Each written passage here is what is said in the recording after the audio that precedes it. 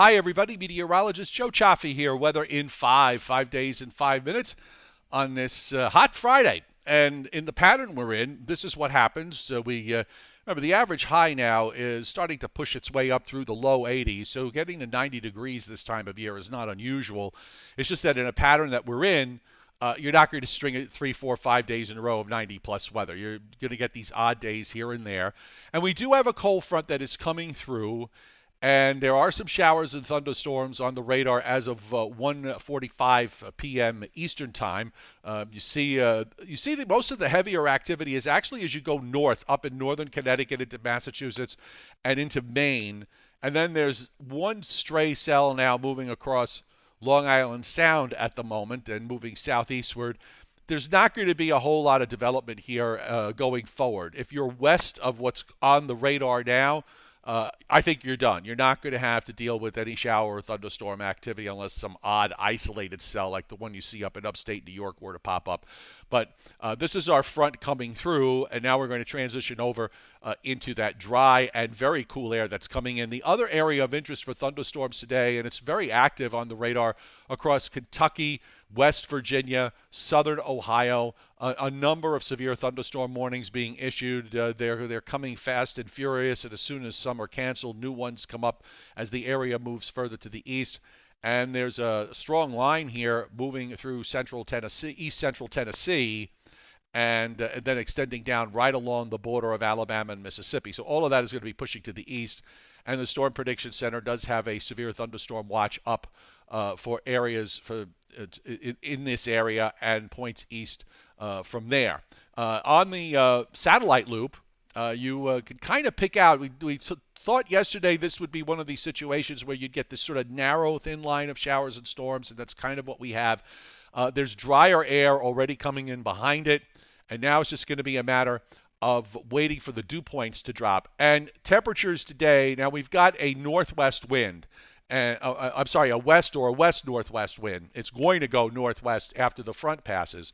And that is a heating wind, and that's why you're seeing temperatures as of 1 p.m., a lot of lower 90s showing up, especially from central and southern New Jersey, southward into Delaware and Maryland. A couple of spots get up to about 92, 93. You're also seeing a little bit of an ocean component along over Long Island and southernmost New England, helping to keep temperatures down just a little bit, at least at the shore, but the inland temperatures are rising. But the dew points, and this is what we're waiting for, the dew points where the winds go northwest.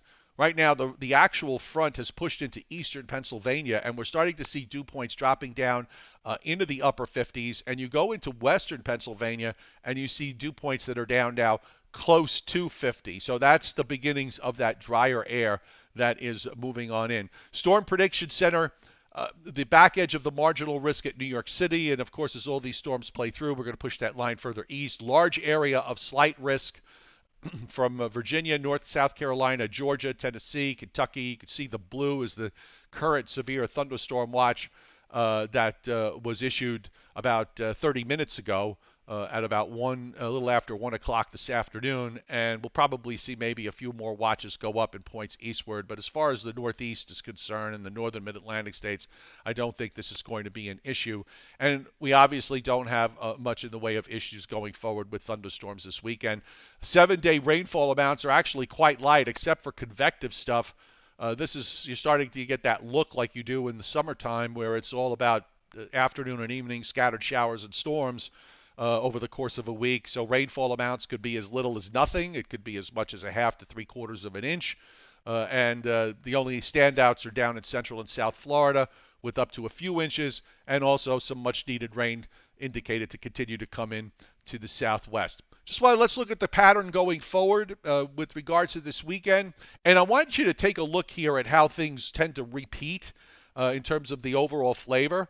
This is from earlier this week when we had our upper low in New England, and you see the upper high in the meantime right here. And of course, we all know that there was a lot of heat and humidity out to our west. We were protected with this northwest flow in the northeast and northern mid-Atlantic states, so we never really did get into those mid and upper 90s.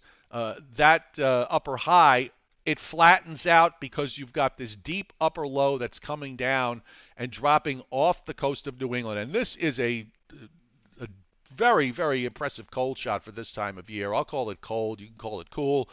The upper low is offshore. The only minor issue that I see is that during the day tomorrow, well, two issues. One is that it's going to be really on the breezy side, and temperatures are going to have a real tough time. There's a couple of little upper troughs that are rotating around. Those could produce a few patchy clouds, and it might even bring a little bit of shower activity or some rain for a short time over southeastern New England. And maybe even an outside chance Saturday night that you could see a shower over eastern Long Island and eastern Connecticut. But other than that, especially as you go west, the weather should be fine from a sky condition standpoint. Then next week, the upper low pulls out, and then the ridge starts to build again, much like the last time. But this one kind of holds on a little bit longer, and we may get into a little bit of this later next week and beyond. But then there's another upper trough, and you can see it there beginning to poke its head into southeastern Canada. So, that's the European model. The GFS is kind of doing the same thing. It's not like this one. This is our first one. Here comes the second one. So it's not quite as strong, but it's going to at least put a check on how warm or how hot it can get as we look down the road. So I'm going to stay with the idea that, yeah, we could have these odd day or maybe 2-day stretches where temperatures push up above 90 down the road. But as far as a long duration heat wave of 90 plus temperatures for many days, that is just not going to happen. And as far as high temperatures are concerned, look at tomorrow's highs. We're supposed to be in the low 80s on a regular basis. These are high temperatures, mid 60s to low 70s. It's going to be tough to get above the 70-degree mark from New York City northward, and in many areas not getting out of the 60s. You get a little warmer in South Jersey. You get a little warmer in Maryland and Delaware and southern Pennsylvania, where it's low to mid 70s for the highs.